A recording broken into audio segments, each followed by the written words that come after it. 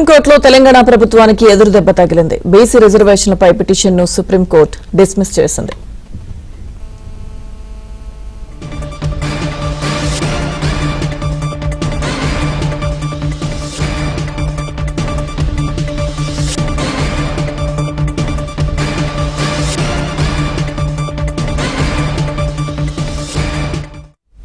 సుప్రీంకోర్టులో తెలంగాణ ప్రభుత్వానికి ఎదురుదెబ్బ తగిలింది. బీసీ రిజర్వేషన్లపై పిటిషన్ను సుప్రీంకోర్టు డిస్మిస్ చేసింది.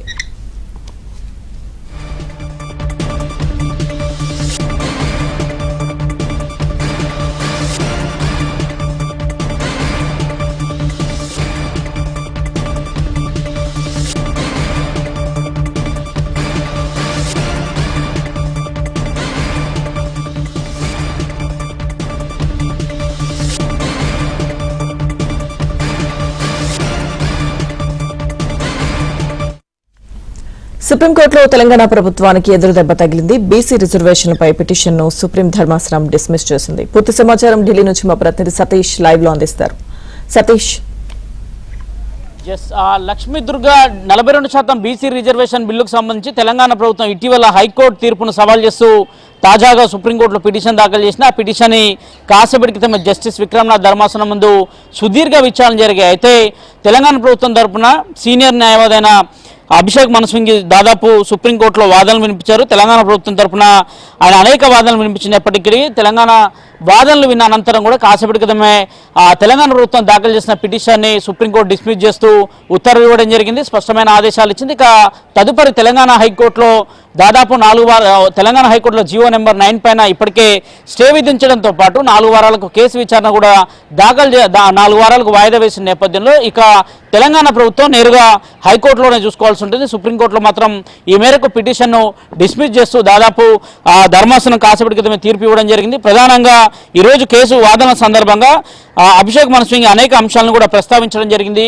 దాదాపు 90,000 మందిపై ఎమ్యూరేషన్ పెట్టి ఇప్పటికే ఇంటింటికి సర్వే నిర్వహించాం, శాస్త్రీయబద్ధంగా సర్వే నిర్వహించాం, శాస్త్రీయబద్ధంగానే ముందుకు వెళ్ళాం. ఇందిరా సాహ్ని కేసు జడ్జిమెంట్ సందర్భంలో కూడా ఇలాంటి తీర్పే ఇచ్చింది. రాష్ట్రాలు పూర్తిగా కూడా వారి హక్కులను వినియోగించుకోవచ్చు. ఆ సందర్భంలో పూర్తిగా కూడా గ్రామ పంచాయతీ ఎన్నికల్లో ముఖ్యంగా వారికి సంబంధించి 42% రిజర్వేషన్లు అమలు చేసుకోవచ్చు అనే అంశాన్ని కూడా వాదనల సందర్భం వినిపించినప్పుడు కూడా ధర్మాసనం మాత్రం ఈ అంశాన్ని కొట్టిపారుస్తుందని చెప్పాలి. తెలంగాణ ప్రభుత్వం తరఫున రిజర్వేషన్లు నిర్ణయించుకునే అధికారం రాష్ట్ర ప్రభుత్వానికి ఉంది అనే అంశాన్ని స్పష్టం చేయడం జరిగింది. అయితే తెలంగాణ ప్రభుత్వం బీసీ బిల్లుకు రాష్ట్రపతి గవర్నర్ యొక్క ఆమోదం లభించలేదనే అంశాన్ని కూడా వాదనల సందర్భంగా అభిషేక్ మను సింఘ్వి కోర్టు ముందు వివరించడం జరిగింది. ఇక అసెంబ్లీలో అన్ని రాజకీయ పార్టీలు కూడా దీనికి ఆమోదం తెలిపాయి అనే అంశాన్ని కూడా స్పష్టం చేయడం జరిగింది. శాస్త్రీయబద్ధంగానే నిర్వహించామనే అంశాన్ని కూడా స్పష్టం చేసినప్పుడు కూడా పూర్తిగా వాదనలు విన్న అనంతరం కూడా ధర్మాసనం స్పష్టంగా ఈ పిటిషన్ డిస్మిస్ చేస్తున్నట్టు పేర్కొనడం జరిగింది. జస్టిస్ విక్రమ్నాథ్ ధర్మాసనం ఈ మేరకు ఈ తీర్పు వెల్లడించడం జరిగింది. ఏకాభిప్రాయ ఆమోదనలు కావు, ఇవన్నీ రిజర్వేషన్ల యొక్క కట్ ఆఫ్ 50% మించి పెరగరాదు అనే అంశాన్ని కూడా స్పష్టం చేయడంతో పాటు వివిధ రాష్ట్రాల్లో ఆ రాష్ట్రాల్లో జనాభా ఎస్టీల జనాభా ఎక్కువ శాతం ఉన్న ప్రాంతాల్లో మాత్రమే దానికి అనుకూలంగా రిజర్వేషన్లు పెంచుకునే అవకాశం ఆయా రాష్ట్రాల్లో ఉంది. కానీ ప్రస్తుతం ఇట్లాంటి పరిస్థితుల్లో ఈ ప్రాంతాల్లో మాత్రం రిజర్వేషన్లు పెంచుకునే అవకాశం లేదనే అంశాన్ని కూడా స్పష్టంగా సుప్రీంకోర్టు ధర్మాసనం స్పష్టం చేయడం జరిగింది. ఇక తదుపరి బాలంతా కూడా హైకోర్టులోనే ఉంది. హైకోర్టు ఇప్పటికే జీవో 9 పైన స్టే విధించడంతో పాటు అక్కడే ఎలక్షన్స్ గతంలో ఏ విధంగా అయితే 25% రిజర్వేషన్లకు అనుగుణంగా నిర్వహిస్తున్నారో అదే అనుగుణంగా ఎలక్షన్స్ నిర్వహించుకునే అవకాశం కూడా ఉంటుందనే అంశాన్ని కూడా ఆ సందర్భంలో హైకోర్టు చెప్పిన నేపథ్యం సుప్రీంకోర్టు మాత్రం స్పష్టంగా ఈరోజు తేల్చి చెప్పింది. ఖచ్చితంగా కూడా రిజర్వేషన్ల పెంపుకు మాత్రం సుప్రీంకోర్టు నో చెప్పింది అనేది కూడా చాలా స్పష్టంగా అర్థమవుతుంది.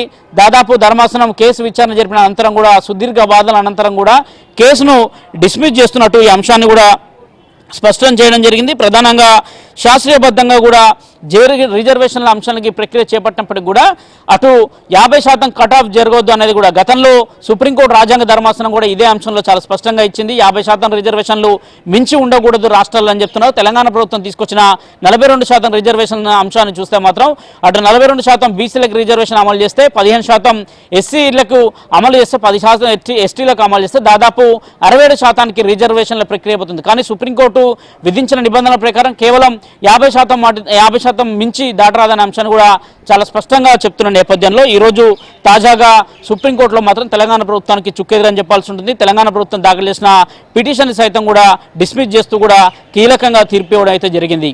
Lakshmi Durga. Right, thank you Satish.